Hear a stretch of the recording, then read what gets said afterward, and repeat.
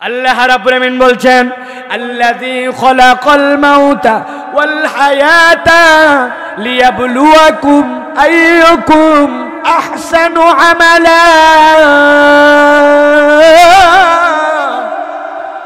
আমার আল্লাহ বলছেন জীবনের উদ্দেশ্য বোঝো। আয়াতটা পরিচিত কিন্তু এটা যে উদ্দেশ্য জানি না।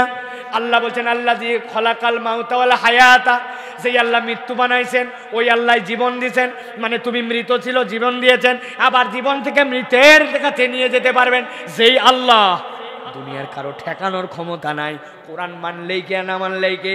অনেক নাস্তিক আছে, অনেক কোরআন বিদ্বেষী আছে, ফাপড় নেয় আমরা কোরআন মানি না, আল্লাহ মানি না বলে কিনা। আরে না মানলে আমাদের কি যায় আসে? আমার আল্লাহ বলছেন দুনিয়ায় যারাই থাকবে কুল্লু নাফসিন যায়িকাতুল মাউত। তোর বেটা কোরআন মানা লাগবে না, তুই পারলে একটু 200 বছর বাইচে দেখা। বলদের দল, তোদের সাথে চ্যালেঞ্জ করার মতো সময় আছে নাকি আমাদের? ঠিক কিনা? মুরব্বিয়ানে কেরাম এখানে যেইগুলো আছেন 50-60 বছর বয়স, উনারা যেই গুনাহ আজও করতে পারে নাই, আপনার নাতির বয়স 10 বছর যায় দেখেন প্রত্যেক দিন 3 বার করে। ঠিক কিনা? গুনাহ না শুধু, এরা যা করে, চোখ দিয়ে যা দেখে, কান দিয়ে যা শোনে, অন্তরে যা কল্পনা করে, আর ফিজিক্যালি এরা যে পরিমাণ ইচড়ে পাকা হয়েছে, এই পাকা পাকতে মুরব্বীদের 30 বছর লাগছিল। ঠিক কিনা ভাই? আগে একখান সিগারেট খাওয়া শিখছে কেমনে? কেউ না কেউ সিগারেট খায় ফালাই দিয়ে গেছে, বিড়ির মোতাটা কুড়ায় নিয়ে বিভিন্ন জায়গায় লুকায়া সাফায় কোনো রকম এক টান দিয়া, এরপরে ওই যে লেবুর পাতা চিবায়া আইসক্রিম চকলেট খাইয়া মুখে যেন গন্ধ না লাগে, তারপরে বাড়িতে আইসে। এইরকম করে অভ্যাস করছে 10-11 বছর বয়সে। এখন এইগুলার সময় নাই। যাওয়ার পরে দোকানদারকে বলে বেনসন লাগান একটা। কে খাবে রে? তোর বাপ নাকি? বাপ মানে আমার টাকা দিয়ে আমি খাবো, সমস্যা আছে? দোকানদাররে বলছে, দোকানদার না না কোনো সমস্যা নেই, নতুন কাস্টমার, তোরাই তো আমি খুঁজতেছি। তাই না ভাই? আগে গুনাহ মানুষ লুকায় করছে, এখন গুনাহ লুকায় করে না, গুনাহ প্রকাশ্যে করে। ঠিক কিনা? উল্টা মুরব্বীরা ভয় পায়। পোলাপানের বিড়ি খাওয়া দেখে উনি না দেখে এরকম করে চলে যাচ্ছে, আসলে দেখতেছে কিন্তু ওভারলুক। এর নাম দিছে কি? ওভারলুক। ওভারলুক করে চলে যায়। এত গুনাহ আমাদের পাড়া মহল্লায় বের হয়েছে। আগে একজন মহিলা পর্দা না করলেও, বোরকা না পরলেও, তার ওড়না দেওয়া, তার শাড়ি দেওয়া, তার ঘোমটা টেনে দেওয়া এত শালীনতা ছিল যে এখনকার অনেক আধুনিক বোরখাওয়ালির থেকে তাদের পর্দা ভালো ছিল। ঠিক কিনা? এই জন্য প্রিয় ভাইয়েরা, এই যে মাহফিল শুনতে আসি আমরা, এটা এনার্জি থাকা দরকার, ইমানের এনার্জি বাড়ানো দরকার, পাত্র মজবুত করে আসা দরকার, যাতে করে অন্তত কিছুদিনের খোরাক নিয়ে এখান থেকে আমরা যেতে পারি, জাহান্নামের রাস্তা থেকে জান্নাতের রাস্তা আবার ধরতে পারি। ঠিক কিনা? যাদের জান্নাত কনফার্ম, একদম টিকিট পাকাপাকি, তাদের কিন্তু ওয়াজে থাকা বৃথার সময়, এর চেয়ে ঘুমানো ভালো। যদি জান্নাত কনফার্ম হয়ে যায়, যাদের হয়েছে তারা হাত তোলেন, আমরা তাদেরকে সসম্মানে স্টেজে নিয়ে আসে কপালে চুমো দিয়ে বিদায় করব। আছেন কেউ ভাই? আপনারা উল্টা জিজ্ঞাসা করবেন, হুজুর এত ভাব নেবেন না সবসময়। হুজুররা মাইক পেলে খুব ভাব নেয়। আপনি একটু বলেন আপনার জান্নাত কনফার্ম কিনা? ঠিক কিনা? দুনিয়ার কেউ বলতে পারবে যে আমার জান্নাতটা কনফার্ম না? যদি জান্নাত কনফার্ম না হয় তাহলে আপনাকে এই রাস্তা অন্বেষণ করে যেতেই হবে। মৃত্যুটা যদি ইমানের হয়ে যায়, ওই বান্দার থেকে সৌভাগ্যবান বান্দার কেউ নাই। ঠিক কিনা? আল্লাহ রাব্বুল আমিন এই জন্য বলছেন, দুনিয়ার মানুষ, রাস্তা তো তোমাদের জন্য দুটো আল্লাহর পক্ষ থেকে বলা হয়েছে। তোমাদের রাস্তাগুলা তোমরা যদি একবার পরিষ্কারভাবে মাথার মধ্যে ধারণ করে নিতে পারো, আল্লাহ বলছেন তাইলে দুনিয়াটা তোমার জন্য যে পরীক্ষা ক্ষেত্র, এই পরীক্ষা ক্ষেত্রটা কেমন পরীক্ষা ক্ষেত্র তোমার ধারণা হয়ে যাবে। কেননা দুনিয়াতে অনেকে ফলাফল খোঁজে। আল্লাহ বলছেন দুনিয়া ফলাফল খোঁজার জায়গা নয়, দুনিয়া হচ্ছে তোমার জন্য পরীক্ষা কেন্দ্র। ফলাফলের দিবস হচ্ছে হাসরের ময়দান। ঠিক কিনা? আল্লাহ রাব্বুল আমিন বলছেন ইয়াউমা তাবিয়াদ্দু উজুহ ওয়া তাসওয়াদ্দু উজুহ। আমার আল্লাহ বলছেন ওই দিবসে যাওয়ার পরে দুনিয়ার মানুষের ফলাফল যেরকম লটকায়ে দেওয়া হয়, যে অমুক বোর্ডের মধ্যে লাগায় দেওয়া হয়েছে মেসেজ দেওয়ার পরে আপনার রোল নম্বর দিয়ে আপনার ফলাফল চলে আসে। আল্লাহ বলছেন কিয়ামতের দিনে ফলাফলটা এরকম হবে না। কিয়ামতের দিনে আল্লাহ রাব্বুল আমিন চেহারার মধ্যেই মানুষের ফলাফল দেখায় দিবেন। এক শ্রেণীর চেহারা হবে আলোকিত, আরেক শ্রেণীর চেহারা হবে কালো। যাদের চেহারা হবে আলোওয়ালা, আল্লাহ বলছেন তারা আর কালো চেহারাওয়ালা ওই দিন দুইটা ফলাফল একরকম নয়। আল্লাহ রাব্বুল আমিন বলছেন ফাআম্মাল্লাযীনা আসওয়াদ্দাত ওজুহুহুম আকাফারতুম বা'দা ঈমানিকুম ফাযূকুল আযাব।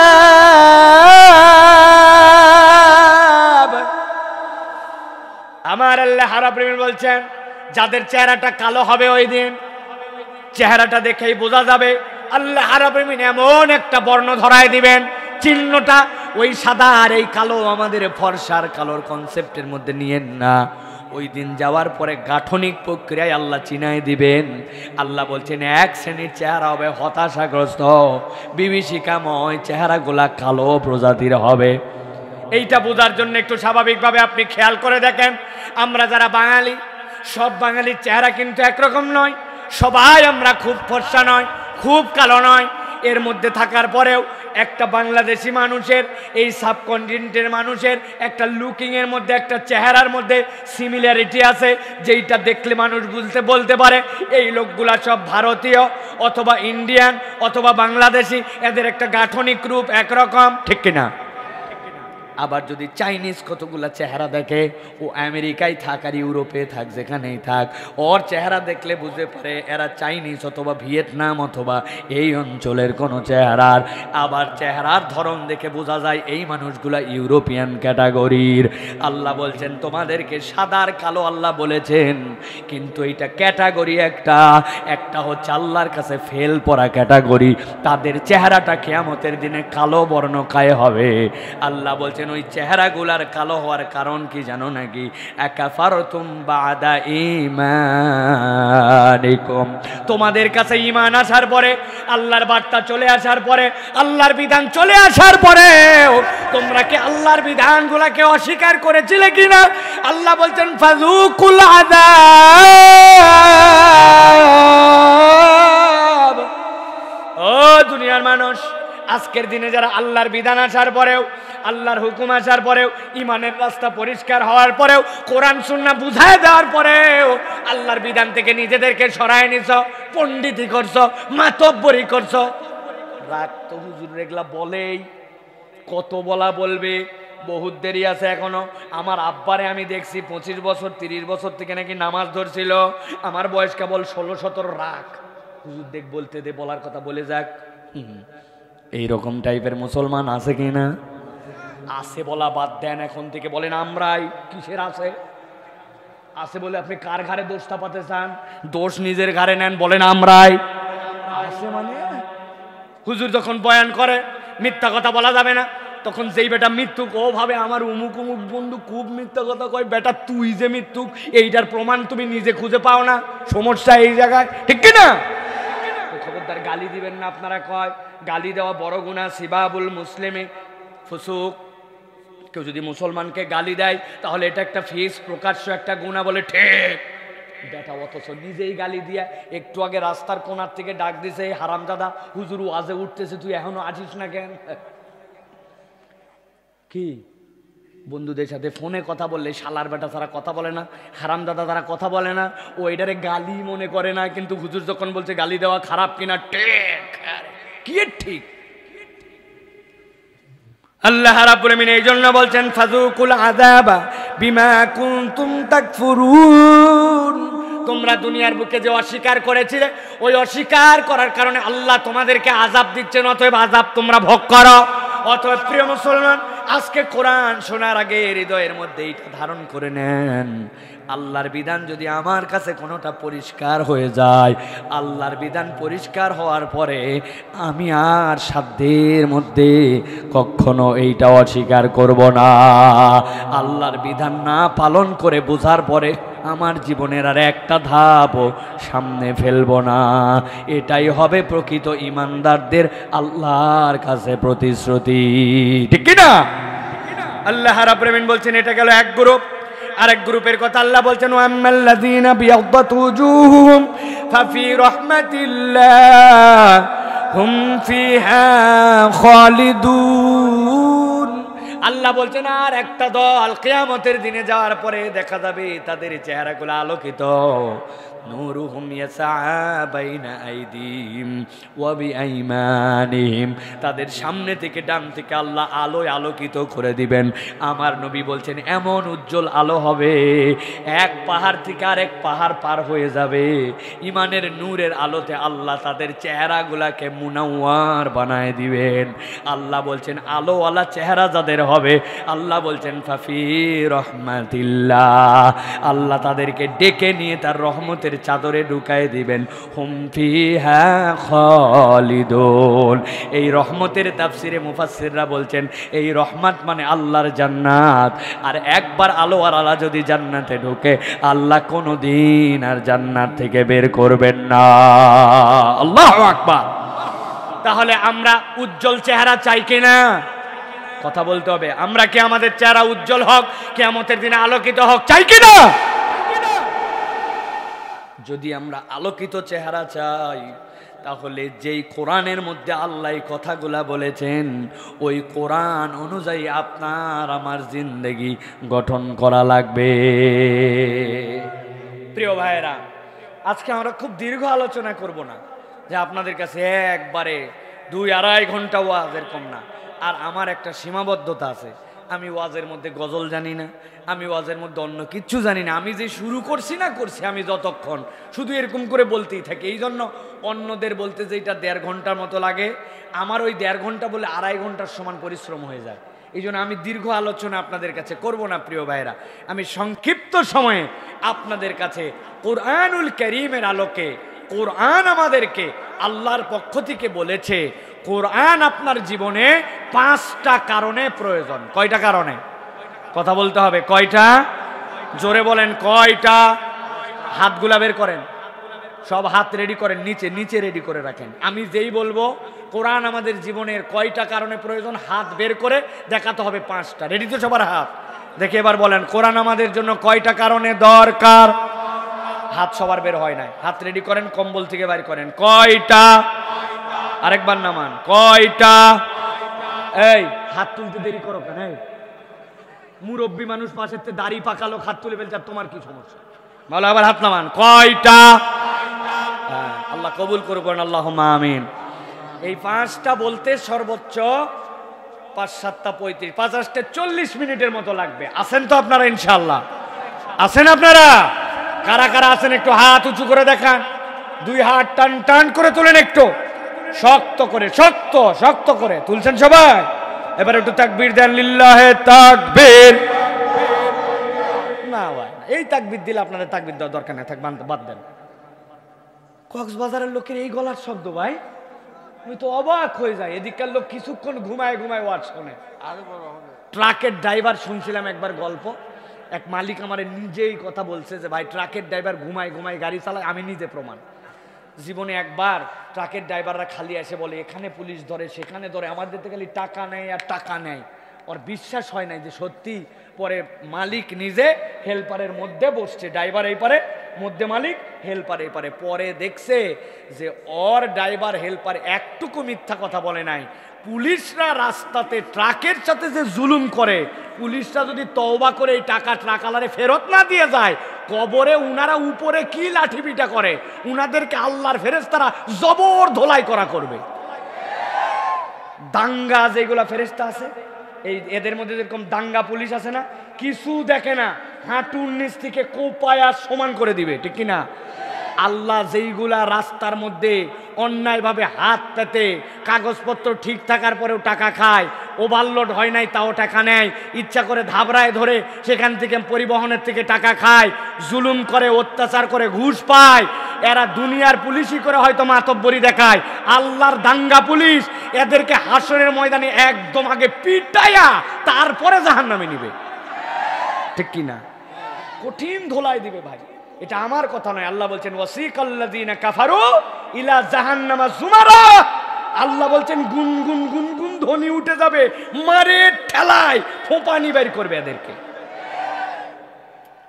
তো এখন ওই লোক উঠছে ট্রাকের মধ্যে, উঠার পরে দেখে যেখানে সেখানে মোড়ে দৌড়ে যেখানে সেখানে টাকা নেই, সব জায়গায় টাকা লাগতে টাকা নেই, কিন্তু ট্রাকের ড্রাইভার টাকা দেয় না, টাকা দেয় সবগুলো হেল্পার। আর ট্রাকের ড্রাইভারের দিক তাকায় দেখে যে কি রে চোখ বন্ধ বন্ধ দেখায় কেন। অনেক সময় মানুষ উপর থেকে যখন দেখে চোখ খোলা থাকলেও তাকায় আসে এরম করে, মনে হয় চোখ বন্ধ, আসলে আমার চোখ খোলা, কিন্তু আপনারা মনে করছেন বন্ধ। তো মালিক চিন্তা করছে মনে হয় এর চোখ বোধহয় খোলায় আছে, কিন্তু এরকম ডাবায় খানিকক্ষণ তাকায় দেখে কি সত্যিই বন্ধ। খানিকক্ষণ চালায়, পিছন থেকে হরেন দিলে ভোঁপা দিলে তখন একটু করে জাগে, জাগে বন্ধ, জাগে বন্ধ, জাগে, ঘুমাতে ঘুমাতে চালায়। ওরে বলছে এই কেমনে কেমনে চালাস? এরকম করেই 30 বছর চালায়, কিচ্ছু হয় না, আপনি বসে থাকেন। আমার কক্সবাজারের দিকে আসার পরে কেন জানি বারবার মনে হয় এখানকার লোকজন কিছু ঘুমায়, আবার কিছু কথাও শুনে, কথা যে শুনে না এরকম নয়, কান দিয়ে শুনে কিন্তু চোখ দিয়ে ঘুমায়। আর মুখটা আল্লাহর ওয়াস্তে বাড়িতে বলে আসছে বউয়ের সাথে, তোমার অনুমতি ছাড়া আমি কোনো কথা বলবো না। তাই তো নাকি প্রিয় ভাইয়েরা? এরকম বিষয় না, বীর বাহাদুর অনেক আছে। বলছে এই বাড়ির মালিক কে? বলছে বাড়ির মালিক আমি। তো বলছে আমারে কিছু ভিক্ষা দেন। কয় আমি বউয়ের কাছে শুনে আসি দেওয়া যাবে কিনা। বাড়ির মালিক কে তাহলে? বোঝেন নাই না? জিজ্ঞাসা করছে বাড়ির মালিক কে? বলে আমি। বলে তাহলে আমার কিছু ভিক্ষা দেন। কয় আমি বউয়ের কাছে শুনে আসি দেওয়া যাবে কিনা। তো বাড়ির মালিক কে? তো এখন আপনারা বাড়িতে বলে আসছেন কিনা জানি না, তো আমি ভাই আমি তো ঝামেলা পাকাতে পারবো না যে না হুজুরের যতই জোরে বলুক, যতই পাম্পট্টি দেখ, যতই সওয়াবের কথা বলুক, ওরা যতই জোরে তাকবীর দেখ, তুমি খালি বলবে আল্লাহু আকবার, আল্লাহু আকবার। এরকম বলতে বলছে নাকি আপনাদেরকে ভাই? যদি না বলে তো একটু তাকবীর দেন, লিল্লাহে তাকবীর, লিল্লাহে তাকবীর। আল কোরআনের আলো, আল হাদিসের আলো, তোমার নেতা আমার নেতা, তোমার নেতা আমার নেতা, লিল্লাহে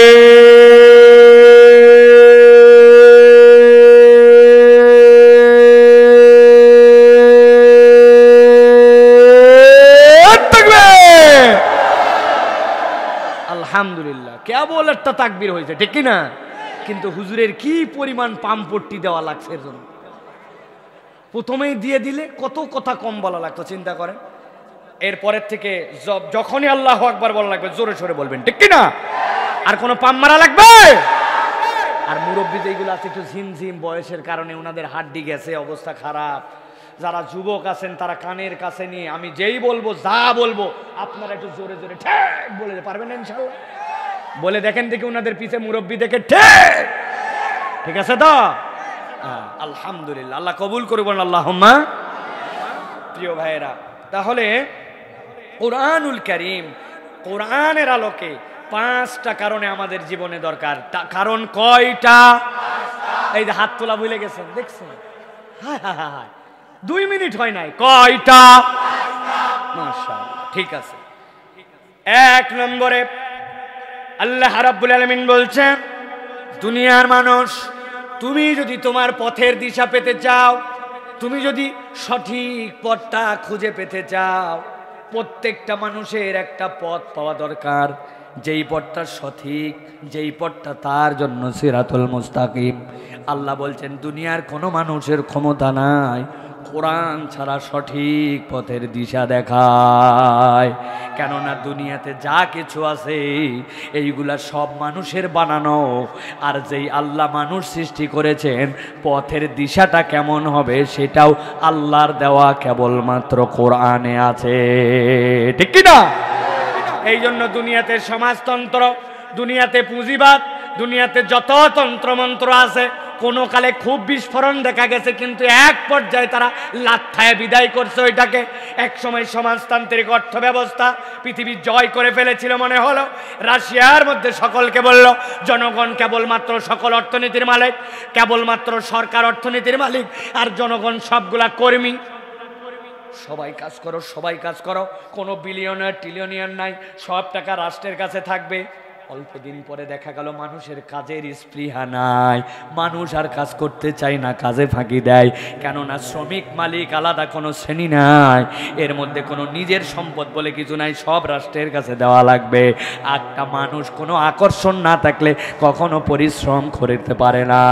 আল্লাহ বলছেন ওই মানুষেরা সমাজতান্ত্রিক যে অর্থনীতি দিয়েছিল এরপরে তারাই সেটাকে লাথ্থায় বিদায় করছে, কেননা এইটা মানুষের মন ও মগজের সাথে যায় না।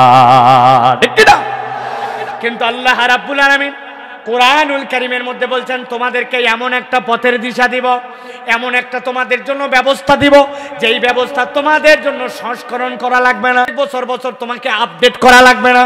তোমার যে মোবাইল অ্যান্ড্রয়েড ফোন ব্যবহার করো, তুমি বিভিন্ন ফোন ব্যবহার করো, 2 মাস পর পর তোমার সিগন্যাল পাঠায় আপডেট করা লাগবে কিনা। আপনার ফেসবুক আপডেট দেওয়া লাগে, আপনার যতগুলা অ্যাপস আছে সবগুলা আপডেট দেওয়া লাগে, আপনার মোবাইলও নতুন নতুনভাবে আপডেট দেওয়া লাগে, নইলে আপনি ব্যাকডেটেড হয়ে গেলে নতুন নতুন ফাংশনগুলো আর পাবেন না। আল্লাহ বলছেন আল্লাহ তোমাদের পথের দিশা দেওয়ার জন্য এমন একটা গ্রন্থ দিলেন, তুই বান্দা কোনো দিন ব্যাকডেটেড হবি না। এই গ্রন্থের সাথে লেগে থাকলে আল্লাহ তোরে সবচেয়ে বেশি আপডেট বানায় রাখবেন। আল্লাহ রাব্বুল আলামিন সূরা ইব্রাহিমের মধ্যে বলছেন আলিফ লাম রা কিতাবুন আনজালনাহু ইলাইকা লিতুখরিজান নাসা মিনাল যুলুমাতি ইলান নূর।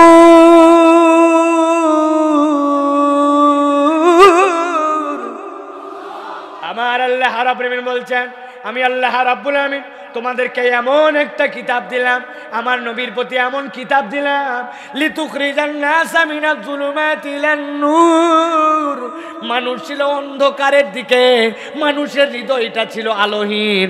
আমি আল্লাহ এই কোরআন তোমাকে দিলাম অন্ধকার থেকে আলোর দিকে নিয়ে আসার জন্য। অতএব আল্লাহর ঘোষণা অনুযায়ী কোরআন ছাড়া যেই দল তারা অন্ধকারের দল, আর কোরআনওয়ালা যেই দল তারা আলোওয়ালা দল। ঠিক না? আল্লাহ রাব্বুল আলামিন কোরআনুল কারীমের মধ্যে সূরা মায়েদার মধ্যে বলছেন ইয়াহদি বিহিল্লাহু মানিত্তাবা'a রিদওয়ানাহু সুবুলাস সালাম ওয়া ইউখরিজুহুম মিনাজ যুলুমাতি ইলান নূর।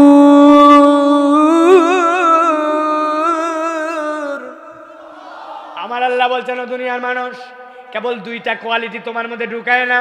কি কোয়ালিটি?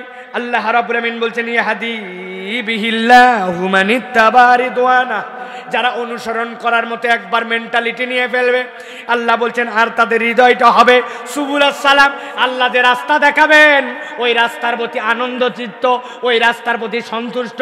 মানে আমার আল্লাহ আমারে যা দিয়েছেন সবগুলো আমার মাথায় বুঝে কুলাবে না, কারণ আমার আল্লাহর সবকিছু বুঝার মতো তো আমার যোগ্যতাই নাই। ঠিক কিনা? এই ব্রেনটা কে দিছে আপনাকে?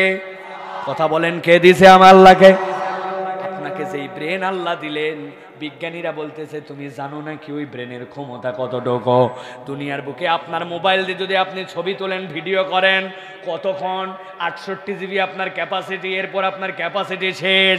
6 ঘন্টা ভিডিও করলে মেমোরি ফুল। ঠিক কিনা? কিন্তু আপনাদের এখানে যে চাচা বসে আছে, মুরব্বীরা বসে আছে, 50, 60, 70 বছর বয়স আছে না? কিন্তু কোনোদিন কি আপনাদের এলাকায় কোন এরকম সিগন্যাল দিয়েছে নাকি? হঠাৎ করে কানে কানে শুনছেন কোনো একটা চিকন চিকন কলাই সার্ভিস সেন্টারের মতো আপনাকে বলতেছে your brains memory is already full, if you want any scene to see tomorrow please delete something from your head. চাচা আপনার বয়স আজকে 60 বছর হয়েছে, ব্রেনের ক্যাপাসিটি ফুল, আগামীকালকে থেকে নতুন কিছু দেখতে চাইলে ব্রেনের থেকে পুরাতন কিছু ডিলিট করে ফেলেন। বলছে বরং বিজ্ঞান বলতেছে if any human being alive in this universe 1000 years without a single second of sleep, দুনিয়াতে যদি কোনো একটা মানুষ 1000 বছর বাঁচে আর যদি 1 সেকেন্ডও না ঘুমায়, আল্লাহ তার ব্রেনের মধ্যে এমন অসীম মেমোরিটা ঢুকায় দিয়েছেন। আল্লাহ রাব্বুল আমিন তার মেমোরির যে ক্যাপাসিটি দিয়েছেন, 1000 বছর বেঁচে একটা বান্দা তার মেমোরির 5% খরচ করার ক্ষমতা রাখে না।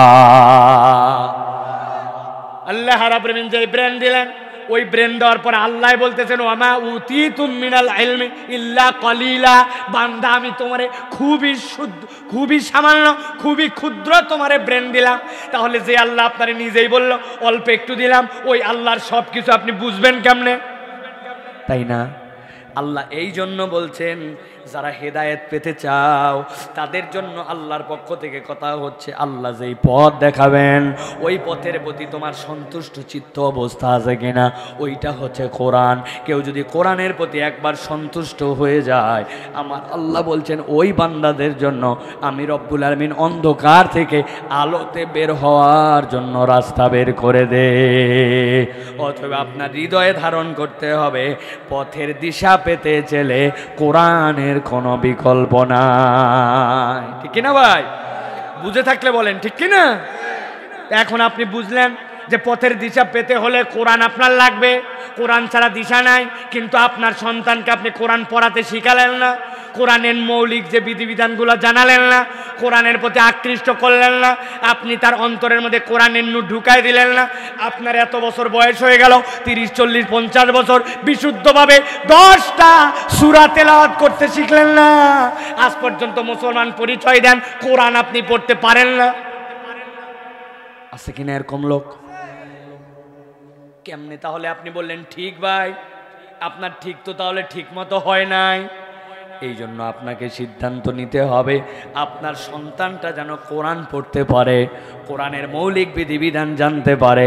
কমসে কম কোরআনের যে আমলগুলা না করলেই আল্লাহর কাছে ধরা খাওয়া লাগবে। সে যাই হোক, উকিল হোক, ডাক্তার হোক, ব্যবসায়ী হোক, ব্যারিস্টার হোক, ইঞ্জিনিয়ার হোক, কোনো আপত্তি নাই, কিন্তু কোরআনটা হৃদয়ের মধ্যে তাকে দেওয়া চাই। আপনার বাচ্চাটাকে কোরআন দেন, হৃদয়ের মধ্যে যদি কোরআন না দেন তাহলে এই বাচ্চা আপনার জন্য বড় ভয়ঙ্কর হবে।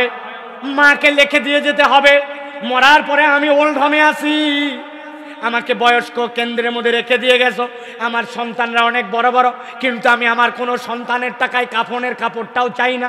যেই সন্তান আমারে তার ঘরে রাখে নাই, আমারে বয়স্ক কেন্দ্রে নিয়ে আসছে, ওল্ড হোমে রেখে গেছে, আমার একটা নাক ফুল আছে নাকে, ওই নাক ফুলটা বিক্রি করে আমারে তোমরা কাফনের কাপড় কিনে দিও, আমার সন্তানের টাকা পয়সা নিতে চাই না। কত বড় কলিজার মধ্যে মা আঘাত পাইলে মা এই কথা বলে যায়। এইটা যদি প্রকৃত কোরআনওয়ালা কোনো সন্তান হতো, ও প্রয়োজনে ভিক্ষা করে আনতো, তারপরেও তার জান্নাতকে দূরে রাখতো না। ঠিক কিনা? তার বাপ হচ্ছে জান্নাত, তার মা হচ্ছে জান্নাত। কোনো একটা মানুষের অন্তরের মধ্যে এই বুঝ যদি পরিষ্কার হয়ে যায়, তাহলে ও প্রয়োজনে ভিক্ষা করে আনবে, তাও বাপ মারে কষ্ট দিবে না। এই বুঝ দুনিয়ার কোনো শিক্ষা দিয়ে আসবে না। প্রকৃত কোরআনওয়ালা যদি হয় তাহলে এই বুঝ তার হৃদয়ের মধ্যে আল্লাহ ঢুকাই দিবেন। ঠিক কিনা? এই জন্য দেখবেন যত বড় বড় উচ্চ শিক্ষিত, ওরাই ওদের বাপ মার সাথে বেশি খারাপ ব্যবহার করে। যে এইগুলা কম শিক্ষিত কিন্তু একটা ইসলামিক পরিবেশের মধ্যে হৃদয়ের মধ্যে আল্লাহ রসুলের টান আছে, একটু হয়তো টানাটানি থাকে, একটু কথাবার্তায় এই সেই কম বেশি থাকে, তারপরেও কোনোদিন কল্পনাও নেয় না নিজের মাকে ওল্ড হোমের মধ্যে রেখে দিয়ে আসবে, বয়স্ক কেন্দ্রে রেখে দিয়ে আসবে। এইটা গরিব মানুষেরা করে না, সমাজের হাই সোসাইটির যেগুলা শিক্ষিত নামদারি অশিক্ষিত ওরা এইগুলা বেশি বেশি করে। আল্লাহ এই জন্য বলছেন দুনিয়ার মানুষ তোমার সন্তানের অন্তরের মধ্যে একটা নূর ঢুকায় দাও। ওই নূরটা হচ্ছে কোরআনের নূর। 2 পারা 3 পারা মুখস্থ করান, যেমনি হোক 2 পারা 3 পারা মুখস্থ করান, 20-50টা হাদিস যেন জানতে পারে, সালাতের ফরজ কি ওয়াজিব কি যেন জেনে ফেলে, জানাজার নামাজটা জানতে পারে, হজের ফরজ, রোজার ফরজ, বিভিন্ন ধরনের আমল আখলাক জানতে পারে, নিজের উপরে যদি গোসল ফরজ হয় গোসলটা কেমনে করা লাগবে এটা জানতে পারে, নামাজের ভিতরে সূরা কিরাতগুলো বিশুদ্ধ পড়তে পারে। মোটামুটি এইটুকু তারে শিক্ষা দেন, পারলে তাকে আলেম বানান, আর না পারলেও এইটুকু এলেম তারে দেন। এরপরে আপনি 6 নিয়ে হাই স্কুলে দেন, স্কুলে দেন, যেখানে মন চায় সেখানে দেন। ওর হৃদয়ে যে আপনি 2-3 পারা কোরআন ঢুকায় দিয়েছেন, আল্লাহ যদি হেদায়েত তার জন্য রাখে, তাহলে এই কোরআনের আলো দিয়ে ওই বান্দা যত বড় ইঞ্জিনিয়ার হোক, ডাক্তার হোক, যাই হোক না কেন, আগে সে পরিচয় দিবে মুসলমান মুমিন, তারপরে ডাক্তার, তারপরে ইঞ্জিনিয়ার। কোরআন তাকে পথের দিশা মৃত্যু দেখাতেই থাকবে, দেখাতেই থাকবে। কথাটা হৃদয়ের মধ্যে নিয়ে নেন। যাদের বাচ্চা কাচ্চা আছে, আজকের মাহফিল থেকে সিদ্ধান্ত নেন, বাপ মা ফজরের নামাজের পরে 8টা-9টার দিকে সন্তানরে পিটায়, সন্তানরে বকে, বলে বাড়িতে রাখবো না, থাকতে দিব না। কেন? বলে কোচিং সেন্টারে 2-3 দিন হলো যায় না, প্রাইভেট মাস্টারের কাছে দিদি প্রাইভেটে ফাঁকি দেয়। প্রাইভেটে ফাঁকি দেওয়ার জন্য সন্তানরে মারে, সন্তানরে বকে, বাপ মা খারাপ আচরণ করে। কিন্তু ওই সন্তানই ফজরের নামাজ পড়ে না, 5 ওয়াক্ত জামাতে যায় না। বাপ মা 15-16 বছরের সন্তানকে বকার মতো সময় হাতে পায় না। এরকম বাপ মা কক্সবাজার ঈদগাহ অঞ্চলে না আছে। স্কুলে না গেলে বকে, পড়ালেখা না করলে বকে, অনেক কিছু না করলে তার সাথে মন খারাপ করে, হুমকি দিয়ে দেয়, আমার সন্তানের পরিচয় দিব না, কিন্তু নামাজ পড়ে নাই, তার জন্য তার কোনো আপত্তি নাই। ঠিক কিনা? কিসের ঠিক? বাপই তো মসজিদে যায় না, বেটা যাবে করতে খালি ঠিক। হ্যাঁ, কত আর ভুয়া ঠিক বলবেন, আসল ঠিক বলেন। বাপ নিজে যদি ফজরের নামাজে মসজিদে যাইতো, তাহলে সন্তানের উপর অধিকার রাখতো বলার। বাপ নিজেই বেনামাজি, সন্তানরে বলবে আবার কোন সাহসে? 20 টাকা দিয়ে পাঠায় দোকানের থেকে গুল নিয়ে একটা বিড়ি নিয়ে, যেই সন্তানরে অসভ্য বাপ সিগারেট কিনতে পাঠায়, ওর ছেলে গাঁজাখোর হওয়া জরুরি। ঠিক কিনা? বাপের সম্মান রাখলে অন্তত বিড়ি বাদ দিয়ে গাঁজা খাওয়া উচিত। আপনার মতো অসভ্য বাপ দুনিয়াতে একটাও নাই। আপনি হারাম কাজ, অবৈধ কাজ, যেই কাজ করা ইসলামে জায়েজ না, ওই কাজ আপনার সন্তান দিয়ে করান। আপনার মতো বেকুব বাপ দুনিয়ায় একটাও নাই। অতএব আমি বলবো, প্রিয় ভাই, আগে নিজে আমরা নামাজি হই, নিজে আমরা কোরআনওয়ালা হই, তারপরে আমার সন্তানকে কোরআনওয়ালা বানানো সহজ হয়ে যাবে। ঠিক না?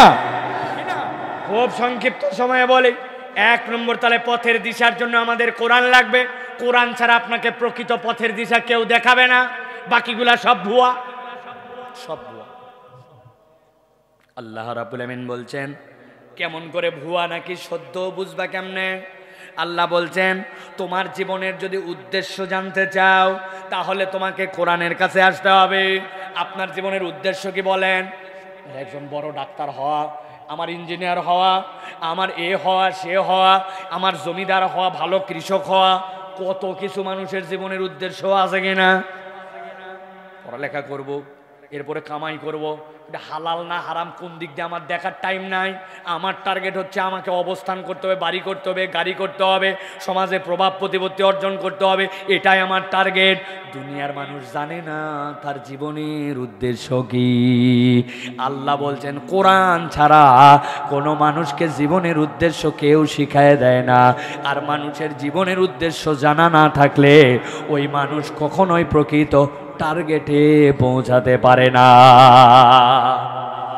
আল্লাহ রাব্বুল আমিন বলছেন, আল্লাযী খালাকাল মাউতা ওয়াল হায়াতা লিয়াবলুয়াকুম আইয়ুকুম আহসানু আমালা। আমার আল্লাহ বলছেন, জীবনের উদ্দেশ্য বোঝো। আয়াতটা পরিচিত, কিন্তু এটা যে উদ্দেশ্য জানি না। আল্লাহ বলছেন, আল্লাযী খালাকাল মাউতা ওয়াল হায়াতা, যেই আল্লাহ মৃত্যু বানাইছেন, ওই আল্লাহ জীবন দিয়েছেন। মানে তুমি মৃত ছিল, জীবন দিয়েছেন, আবার জীবন থেকে মৃতের কাছে নিয়ে যেতে পারবেন যেই আল্লাহ। দুনিয়ার কারো ঠেকানোর ক্ষমতা নাই। কোরআন মানলেই কে, না মানলেই কে। অনেক নাস্তিক আছে, অনেক কোরআন বিদ্বেষী আছে, ফাপড় নেয়, আমরা কোরআন মানি না, আল্লাহ মানি না, বলে কিনা। আরে না মানলে আমাদের কি যায় আসে? আমার আল্লাহ বলছেন, দুনিয়ায় যারাই থাকবে কুল্লু নাফসিন যায়িকাতুল মাউত। তোর বেটা কোরআন মানা লাগবে না, তুই পারলে একটু 200 বছর বাইঁচে দেখা, বলদের দল, তোদের সাথে চ্যালেঞ্জ করার মতো সময় আছে নাকি আমাদের? ঠিক কিনা? পারলে তুই চ্যালেঞ্জ নে। আল্লাহ বলছে জীবন আছে যার, মরা লাগবে তার। তুই কোরআন মানলি না, আল্লাহ মানিলে তুই 200 বছর বাইচে দেখাবে, খুব পারবে? এদেরকে সময় দেওয়ার মতো সময় আছে আমাদের? নাই। আল্লাহ এই জন্য বলছেন, যিনি জীবন সৃষ্টি করলেন, যিনি মৌত সৃষ্টি করলেন, তিনি তোমাদের জন্য টার্গেটটাও বলে দিলেন। আল্লাহ বলছেন, আল্লাহ তোমাদের জীবনের উদ্দেশ্য শিখাচ্ছেন, আইয়ুকুম আহসানু আমালা, তোমাদের মধ্যে থেকে উত্তম করে, সর্বোচ্চ প্রচেষ্টা করে কে আল্লাহর জন্য ভালো কাজ করতে পারে, তোমাদের জীবনের উদ্দেশ্যই হবে এইটা। মানুষ কখনো পূর্ণাঙ্গ নয়, মানুষ কখনো 100% পারফেক্ট হতে পারে না। আস-সা'য়ু মিন্না ওয়াল ইতমামু মিনাল্লাহ, পূর্ণাঙ্গতা কেবল আল্লাহ দিতে পারেন। আমার হবে প্রচেষ্টা। আপনি 2 রাকাত নামাজে দাঁড়ায়া 1 মিনিট মনোযোগ রাখতে পারেন না। আল্লাহ যদি বলতেন 100% মনোযোগ না হলে আমি তোর নামাজ কবুল করব না, বাংলাদেশের একজন লোকেরও 2 রাকাত নামাজ আল্লাহর কাছে কবুল হতো কিনা সন্দেহ, ঠিক কিনা? কি এর হুজুর, কি এর খতিব, নামাজে আলহামদুলিল্লাহর পরে মন নাই, আবার টানে নিয়ে আসা লাগে সূরা পড়ার জন্য, আবার রুকুতে মন নাই, সিজদায় মন নাই, হয় কি না? নামাজের মধ্যে ভুল হয় কি না? আরে আপনি আমি তো কি মুহাম্মাদুর রাসূলুল্লাহ সাল্লাল্লাহু আলাইহি সাল্লাম পর্যন্ত আসরের নামাজ 4 রাকাত না পড়ায় 2 রাকাত পড়ায় সালাম ফিরাই দিয়েছিলেন। তাহলে আপনি যদি আল্লাহর কাছে 100% দেন, তারপরে যদি কবুল হয়, তাহলে তা আমাদের কোনো আমলই নাই, আর বরবাদ। আল্লাহ বলছেন না, জীবনের টার্গেটটা বুঝে নাও, আইয়ুকুম আহসানু আমালা, তোমাদের মধ্যে সর্বোত্তম প্রচেষ্টা করে, সবচেয়ে সুন্দর করে কে আল্লাহর কাছে প্রেজেন্টেশনটা দিতে পারো। আল্লাহ তোমার হৃদয়টার প্রেজেন্টেশনটা আর প্রচেষ্টাটা দেখেন, আর বাকিটুকু আল্লাহ এমনি কবুল করে নেন। আমার বান্দা আমার জন্য চেষ্টা করেছে, আমার মধ্যে সাধ্যের মধ্যে সর্বোচ্চটুকু দিয়েছে। আল্লাহ বলছেন তোমাদের জীবনের টার্গেট হবে প্রচেষ্টা করা। এখন আপনি যদি শুয়ে পড়েন, হতাশ হয় না, আমার দ্বারা হবে না, আল্লাহ বলছেন এই কথা কোনো ইমানদার বলতে পারে না। তোমার দ্বারা যতটুকু হবে অতটুকুই তুমি চেষ্টা করো, বাকিটুকু কবুল করার মালিক আল্লাহ, সুবহানাল্লাহ। এই জন্য প্রিয় ভাইরা, জীবনের বোধ জাগ্রত করেন। আপনার আমার জীবনের টার্গেট হচ্ছে আল্লাহকে রাজি খুশি করার জন্য সবচেয়ে ভালো করে আমলের প্রচেষ্টাকারী হওয়া। এই শিক্ষা, এই বোধ আপনাকে আল্লাহর কোরআন ছাড়া আর কেউ দিবে না। আল্লাহ বলছেন আরেকটা তোমাদের জীবনের উদ্দেশ্য আছে। কি উদ্দেশ্য? আল্লাহ বলছেন কুনতুম খায়রা উম্মাহ উখরিজাত লিন-নাস তা'মুরুনা বিল মা'রুফ ওয়া তানহাউনা আনিল মুনকার। ভালো করে বোঝেন, সব পরিচিত আয়াত, কিন্তু আল্লাহ জীবনের বোধের মধ্যে শিখাচ্ছেন।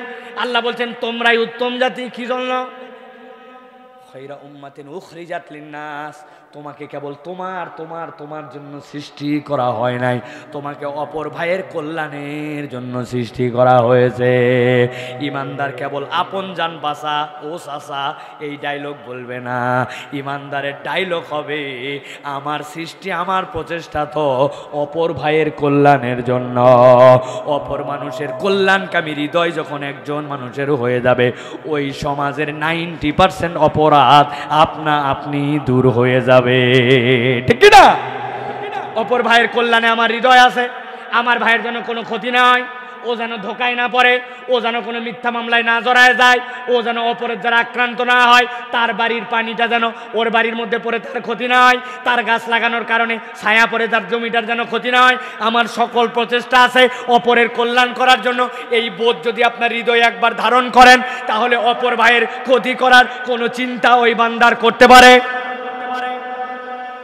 আল্লাহ বলছেন একটা, এরপরে আল্লাহ বলছেন তা'মুরুনা বিল মারুফ ওয়া তানহাউনা আনিল মুনকার। আর ইমানদারদের আরেকটা তাদের জীবন বোধের অংশ হবে সৎ কাজের আদেশ করবে আর অন্যায় থেকে মানুষকে ফিরাবে।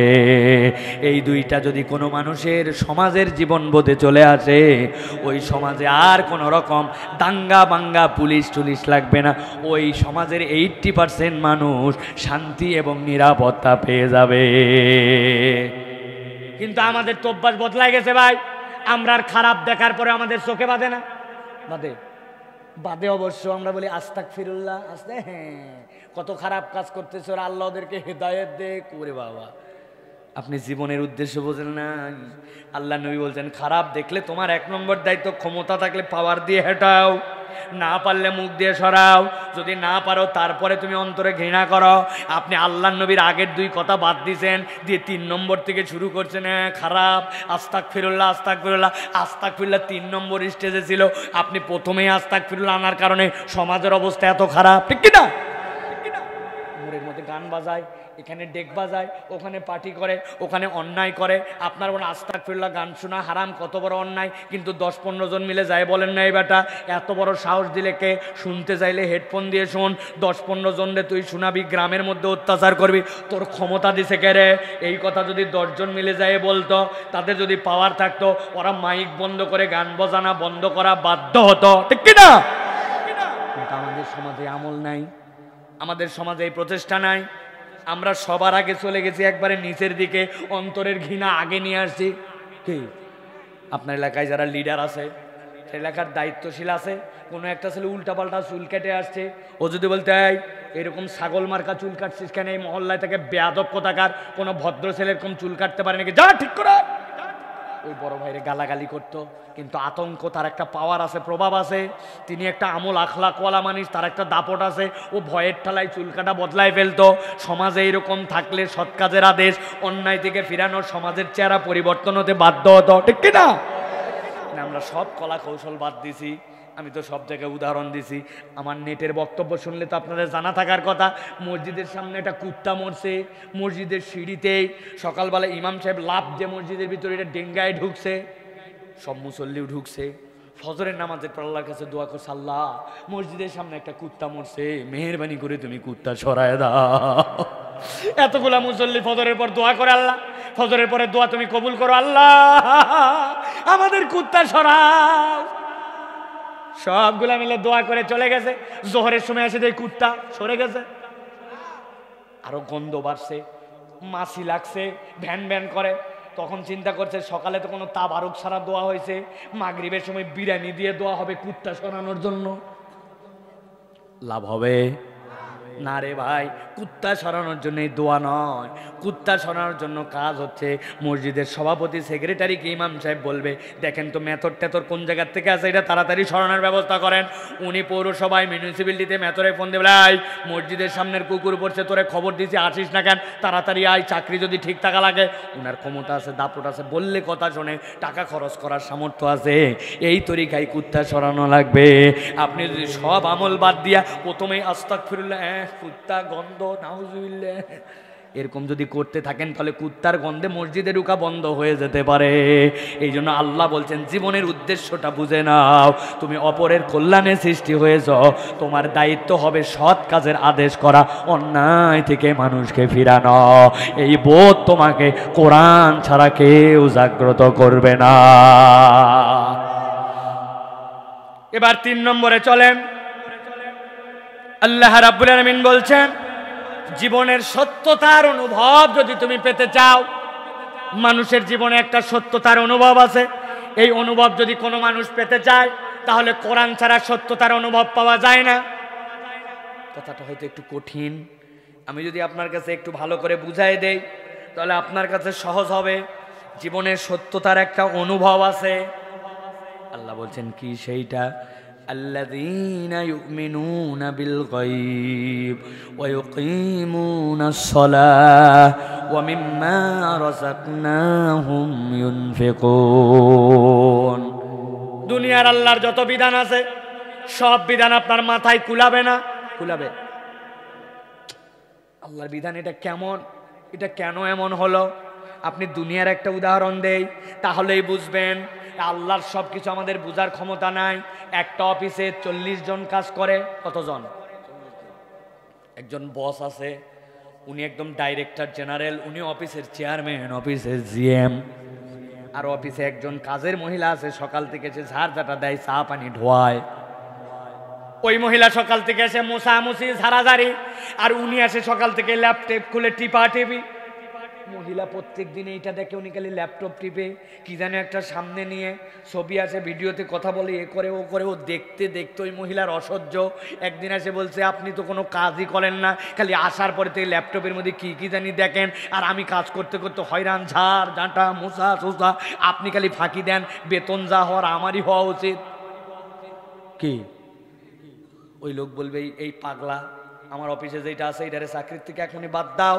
কত বড় ব্যাককল, ও চেয়ারম্যানের কথা বলতেছে নাকি ল্যাপটপ নিয়ে বসে। তুই বেকুব মহিলা, জানিস না তোর ঝাড় দেওয়ার যোগ্যতা আছে জন্য তুই ঝাড় দিস। তোমার কাজটা ছোট নয়, তোমার কাজও ঠিক আছে, কিন্তু যেই লোকটা ল্যাপটপ নিয়ে বসে আছে, ও বিদেশ থেকে বায়ার খোঁজে, ও কাজ নেয়, এরপরে কাজ ডেলিভারি কতদূর আছে এই খবর নেয়, কোনটার কোটেশন কী হবে কোটেশন বসায়, কিভাবে মাল কিনবে, কোন জায়গায় যাবে পরিকল্পনা করে। উনি ল্যাপটপ দিয়ে সিনেমা দেখে না, টিভি দেখে না, দেখে মনে হয় খালি বসে আছে, কিন্তু তার ব্রেনের দাম অনেক, ঠিক কিনা? এখন কাজের মহিলা যদি চেয়ারম্যানের ভুল ধরতে চায়, চেয়ারম্যান যদি তার চাকরি নট করে দেয়, তার আকলে না কুলায়, এই উদাহরণ আল্লাহর সাথে যায় না। তারপরে বোঝার জন্য বলি, আল্লাহর যত বিধান আছে, আল্লাহর যত হুকুম আছে, সব কিছু আপনার ব্রেনে কুলাবে না। কাফের মুশরিকরা আপনার কাছে বলে দুনিয়ার সব জায়গায় যাওয়া যায়, সবই যদি মানুষ সমান হয়, তাহলে মক্কায় আর মদিনায় আমরা ঢুকতে পারি না কেন? জিজ্ঞাসা আছে কিনা? কেন মক্কায় মদিনায় কাফের মুশরিকরা ঢুকতে পারে না? জাকির নায়েক একটা উদাহরণ দিয়েছিলেন। তিনি বলছিলেন একই দেশের নাগরিক, রামুতে একটা ক্যান্টনমেন্ট আছে সেনাবাহিনীর, আছে না? আপনি বলবেন আমার বাড়ি, আমার বাপ দাদা 14 গোষ্ঠী কক্সবাজারের, ঢুকতে দিবি না মানে কি? আপনার বলবেন এটা ধর ধরে উল্টা করে টাঙ্গা, এই ব্যাককল আমাদের নিরাপত্তা বিঘ্নিত করে আসছে। বলবেন আমি বাংলাদেশের নাগরিক, এই দেখো আমার এনআইডি কার্ড, এই দেখো আমার পাসপোর্ট, বলে এটাকে ওগুলো সহ ধর। কারণ এর ভিতরে ঢোকার জন্য একটা যোগ্যতা লাগে, এর ভিতরে ঢোকার জন্য বাহিনীর লোক হওয়া লাগে, বাহিনীর পারমিশন লাগে, বাহিনীর নিয়ম কানুন মানা লাগে, ঠিক কিনা? আল্লাহ এই দুনিয়ার নিজামে যদি আপনি একটা ক্যান্টনমেন্টে ঢুকতে পারেন না, তাহলে ইমানদারদের ক্যান্টনমেন্টের নাম হচ্ছে ওই কাবা, ওই মদিনা। আপনার ইমানের পাসপোর্টে কালেমার সিল দেওয়া নাই, আপনার তো সেইখানে ঢোকার ক্ষমতা নাই, ঠিক কিনা? এইটা মাথার মধ্যে হয়তো ঢুকলো একটা উদাহরণ দিয়ে বোঝানোর জন্য, কিন্তু আরো তো অনেক উদাহরণ আছে। আপনি সিঙ্গাপুর এয়ারপোর্টে যখন ঢুকবেন, আপনাকে ভিসা দিয়ে দিছে, যদি কেউ সিঙ্গাপুর যেয়ে থাকেন দেখবেন ওখানে লেখা আছে যদি আপনি মাদক পরিবহন করেন আপনাকে মৃত্যুদণ্ড দেওয়া হবে। ভিসার নিচ দিয়ে লিখে দেওয়া। আপনি বসেন, দাঁড়া আছেন কেন? আপনাকে মাদক যদি পরিবহন করেন আপনাকে ফাঁসি দেওয়া হবে, মৃত্যুদণ্ড দেওয়া হবে। আপনি বলবেন মাদক খাওয়ার একজনের অভ্যাস থাকতে পারে, একজনের না থাকতে পারে, কিন্তু আমি পরিবহন করলেই তোমারে আমারে হত্যাকাণ্ড দেওয়া লাগবে।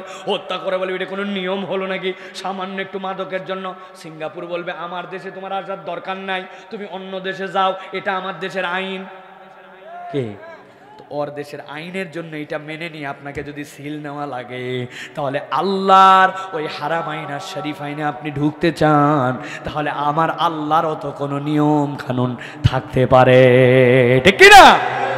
সব বিধিবিধান আমাদের মাথায় কুলাবে না, কিন্তু আল্লাহ বলছেন যদি তুমি তোমার জীবনের সত্যতার অনুভব পেতে চাও, আল্লাহ বলছেন তাদের 3টা গুণ থাকবে। কয়টা গুণ? তারা আল্লাহর অদৃশ্যের প্রতি ঈমান এনে ফেলবে। সব আমার বিবেচনায় বুদ্ধিতে আসবে না। কোরআন বলতেছে খুঁজতে গেলে অশান্তি বাড়বে। তুমি আল্লাহর গায়েবের প্রতি ঈমান এনে ফেলেছো, তোমার অন্তরটা সালিম হয়ে যাবে, আল্লাহর জন্য নিবেদিত হয়ে যাবে। 2 নম্বরে আল্লাহ রাব্বুল আলামিন বলছেন ওয়া ইয়াকিমুনাস সালাহ। এই মানুষগুলা সত্যতার অনুভব যদি পেতে চায় তাহলে সালাত কায়েমকারী হবে। একটুখানি বুঝাই, ভালো করে খেয়াল করেন।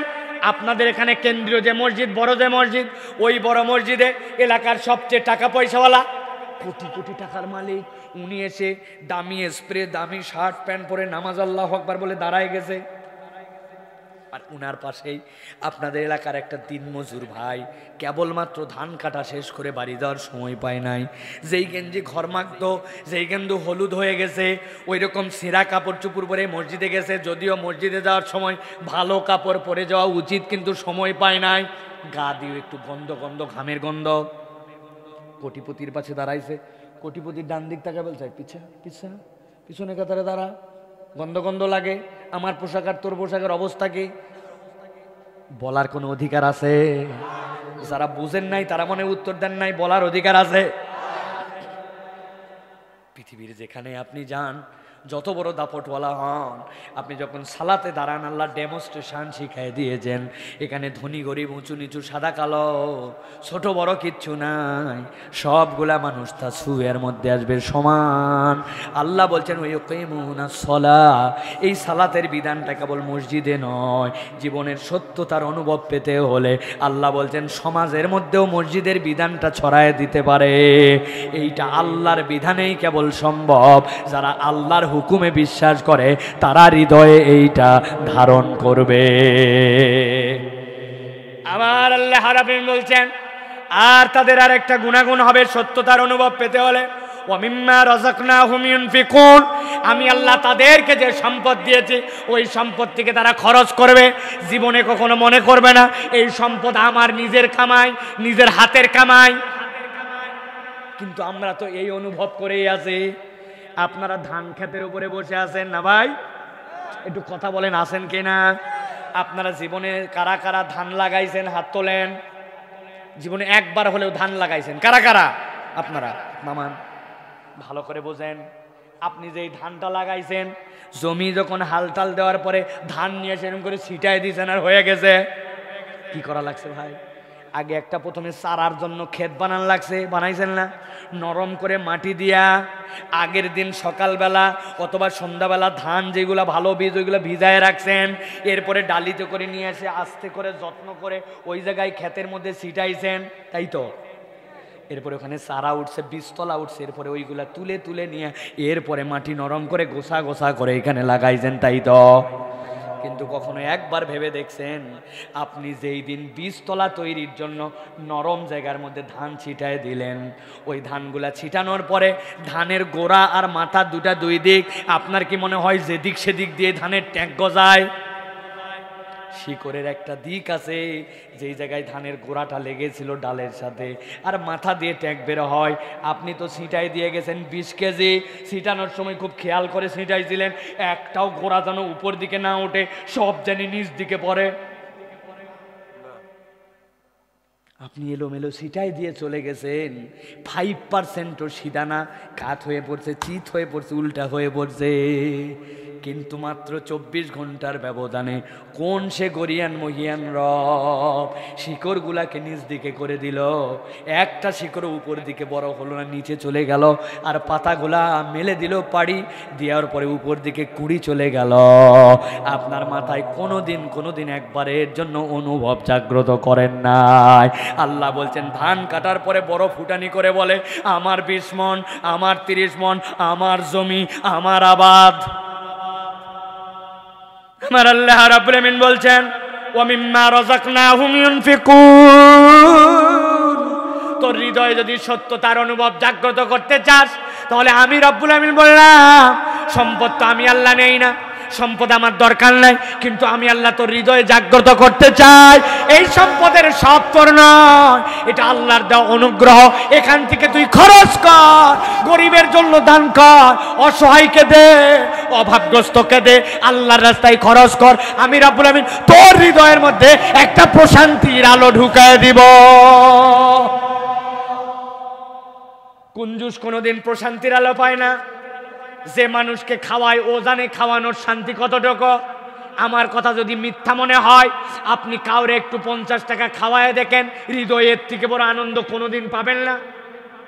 কে মানুষে খাওয়ায়েন আপনি একটু, কি আনন্দ লাগে। না খাইলে কষ্ট লাগে। এত আয়োজন করলাম, খান ভাই একটু খান, একটু এটা খান সেটা খান, ডিম খান, ভাত খান, এ খান না। লোকটা কি সুন্দর করে খাইয়ে গেছে। মানুষকে খাওয়ানোর পরে হৃদয়ে যে আনন্দ পাওয়া যায়, এই আনন্দ অন্য কোনো আমলে হয় না। যদি না খাওয়াই থাকেন তাহলে বুঝবেন না, খাওয়াইলে কমে না, দান করলে কমে না। আল্লাহ বলছেন এই সত্যতার অনুভব যদি পেতে চাও, কোরআনের বিকল্প নাই। ঠিক না? দুনিয়ার কেউ আপনাকে এই মোটিভেশন দিতে পারবে না। আপনার যখন নাই টানাটানি, প্রকৃত দানবীর তো সে যখন তার অভাব তখনও সে দান করে। টাকা আছে যার, দিবেই তো সে। যার টাকা নাই অল্প আছে সেখান থেকেও সে দিবে, সেই প্রকৃত বীর। কিন্তু আমরা আমাদের পকেটে তালাচাবি লাগাইছি, দান করি না, কেউ কিছু বললে বলে মাফ করেন। আরে লজ্জা, এর থেকে লজ্জার কোনো কথা নাই আপনার জীবনে। আপনি মাপ চাবেন আল্লাহর কাছে, এই বেটা 2 টাকা চাই দিলে আপনি খুশি হয়ে যেত, আপনি তার কাছে মাপ চান, আছে না ভাই? অতএব জীবনে সত্যতার অনুভব পেতে হলে আপনাকে কোরআনের কাছে আসা লাগবে। এরপরে চতুর্থটা সংক্ষিপ্ত বলি, আপনি যদি আপনার রবের পরিচয় পেতে চান, আপনার মালিকের পরিচয় পেতে চান, আপনার সৃষ্টিকর্তার পরিচয় খুঁজতে চান, কোরআন ছাড়া আপনাকে কেউ এই বার্তা শিখায় দিবে না। আপনি আল্লাহর কাছে ওই আলমে আরওয়ার জগতে আল্লাহ জিজ্ঞাসা করেছিলেন সকল রূহগুলাকে হাতের মুঠের মধ্যে নিয়ে, আলাস্তু বিরাব্বিকুম, আমি কি তোমাদের রব নই? সবাই বলেছিল ক্বালু বালা, আমরা বলেছিলাম হ্যাঁ আল্লাহ। খেয়াল করেন, আল্লাহ আমার রব। এরপরে আপনি কবরে চলে গেছেন, কবরে আপনার প্রথম প্রশ্নটা একই, মান রব্বুকা, তোমার রবকে, আছে কি না? আপনি ওই জায়গায় বললেন আল্লাহ আমার রব, যেটা আমার মনে নাই কিন্তু স্বীকার করছে আল্লাহ, কোরআনে এটা স্পষ্ট করেছেন। আর কবরে যাওয়ার পরে আল্লাহ বললেন তোমার রবকে। এখন মধ্যে আপনার এই দুনিয়া যেটা আপনার পরীক্ষা কেন্দ্র, ওই পারে যাওয়ার পরে বলেছি চেহারা 2টা হবে, একটা হবে মুসওয়াদ্দাত উজুহুম, কালো, আরেকটা হচ্ছে তাবিয়াদ্দাত, ফর্সা, আলোকিত। আল্লাহ বলছেন যারা তার রবকে চিনে যাবে, ওই আরওয়ার জগতে স্বীকার করা রব, কবরে যদি উত্তর তোমার ঠিক মতো দিতে হয়, এই রবের পরিচয় কোরআন ছাড়া কেউ তোমাকে দিবে না। অতএব তোমার প্রকৃত রবকে খুঁজতে চাইলে কোরআনের কাছে আসতে হবে। আর রবের পরিচয়হীন হয়ে কবরে গেলে তোমার চেহারাটা কিয়ামতের দিনে কালো হবে। আল্লাহ বলছেন আমি কালো চেহারাওয়ালা দেখতে চাই না, আলোকিত চেহারা দেখতে চাই। এই জন্য কোরআন থেকে আপনাকে আপনার রবের পরিচয় নিতে হবে। আল্লাহ কোরআন খোলার সাথে সাথে এই জন্য বলেছেন আলহামদুলিল্লাহি রাব্বিল আলামিন।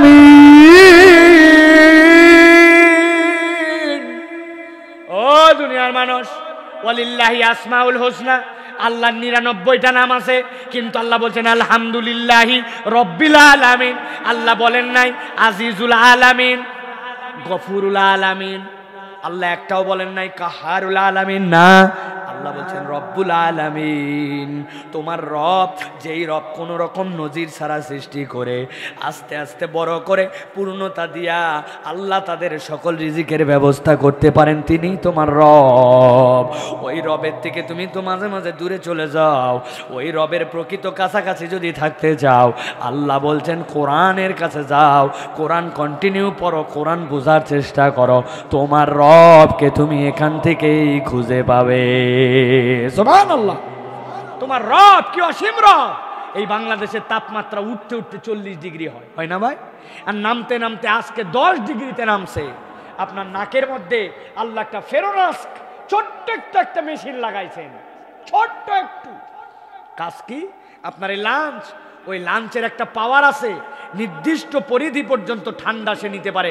অতিরিক্ত ঠান্ডা আপনার লাঞ্চ নষ্ট হয়ে যাবে, অতিরিক্ত গরম আপনার লাঞ্চের ক্যাপাসিটি শেষ, অতিরিক্ত ঠান্ডায় নিউমোনিয়া হয়ে যাবে।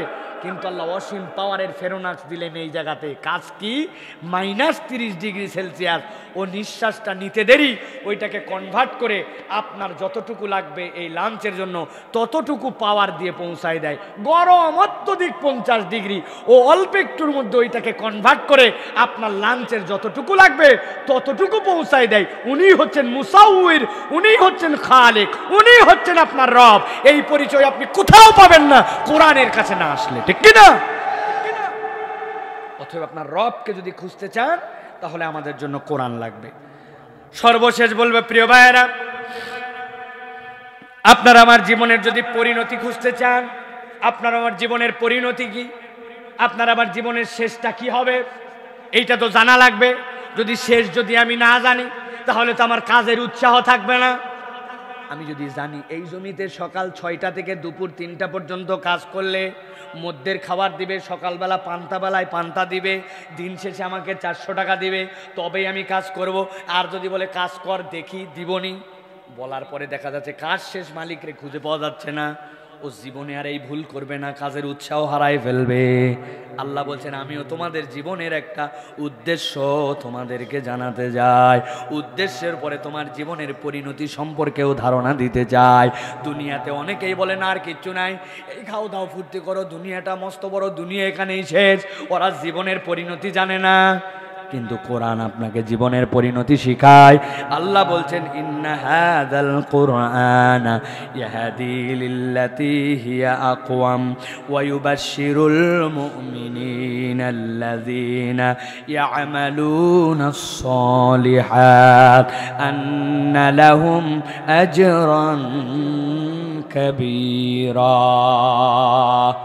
আমার আল্লাহ রাব্বুল আলামিন বলছেন নিশ্চয় এই কোরআন তোমাদেরকে হেদায়েতের রাস্তা দেখাবে এবং ঈমানদারদেরকে শুভ সংবাদ দিবে। ঈমানদারদের শুভ সংবাদটা কি? আল্লাহ বলছেন যারা ঈমান আনবে আর দুনিয়ার বুকে আল্লাহকে সন্তুষ্টির জন্য নেক কাজ করবে, আল্লাহ রাব্বুল আমিন বলছেন আমি রব্বুল আমিন তাদের জন্য ঘোষণা দিলাম আন্না লাহুম আজরান কাবীরা, আমি আল্লাহর কাছে তাদের জন্য বিশাল বড় পুরস্কার আছে। সুবহানাল্লাহ। সেই বিশাল বড় পুরস্কারটা কি? নবীজি সাল্লাল্লাহু আলাইহি ওয়াসাল্লাম একটা হাদিসের মধ্যে আবু সাঈদ খুদরি রাদিয়াল্লাহু তাআলা আনহু থেকে পরিষ্কার করে দিয়েছেন, সকল ইমানদাররা যখন জান্নাতে যাবে আল্লাহ তাদেরকে জিজ্ঞাসা করবেন জান্নাতের মধ্যে হাল রাদিতুম, ও জান্নাতীরা তোমরা খুশি আছো কিনা? জান্নাতীরাকে বলবে ওয়া মা লাকা লা নারদা ইয়া রাব্বানা ওয়া কদ আতাইতানা মা লাম তুতি আহাদান ক্বাবলানা, ও আমাদের আল্লাহ আমাদেরকে যা দিয়েছেন আমরা খুশি হয়ে না পারি নাকি? এরকম আর কাউরে কিছু দিয়েছেন নাকি? আল্লাহর পরে জিজ্ঞাসা করবেন হাল আযীদুকুম, আমি কি আর একটু বাড়ায় দিব নাকি? ইমানদাররা বলবে আবার এর থেকেও বেশি দেওয়া সম্ভব নাকি? তারা তো চুপ করে যাবে, আর কোনো কথা বলে না। আল্লাহ বলবেন সাথে সাথে উহিল্লু আলাইকুম রিদওয়ানি, আমি আজকে তোমাদের প্রতি খুশি হয়ে গেলাম, আর কোনোদিন তোমাদের প্রতি রাগ করব না। এই কথা বলার পরে আল্লাহ তার যাবতীয় পর্দা সরায় ফেলবেন, বান্দা মুমিনের সাথে রব আল্লাহর মোলাকাত হয়ে যাবে। সুবহানাল্লাহ। এটাই হচ্ছে আজরান কাবীরা। আল্লাহ বলছেন তুমি এই দিকে তাকায় কাজ করো, তোমার রবের সাক্ষাৎ লাভের জন্য তুমি কাজ করো, এটা তোমার কোরআন শিখায়। কোনো মানুষ যদি আল্লাহর রবের দিদার লাভের জন্য কাজ করে, ও তো ধানাই পানাই কাজ করতে পারবে না, ও তো আল্লাহমুখী ছাড়া অন্য কোনো কাজ করতে পারবে না। অতএব জীবনের পরিণতির এই উদ্দেশ্য যদি পেতে চান তাহলে আপনাকে কোরআনের কাছে যেতে হবে। প্রিয় ভাইরা, আজকের আলোচনায় যেটা আমরা বলতে চেয়েছি, বুঝাতে চেয়েছি, দুনিয়া আপনার আমার জন্য পরীক্ষা ক্ষেত্র, আর ফলাফল কেন্দ্র হচ্ছে কিয়ামত।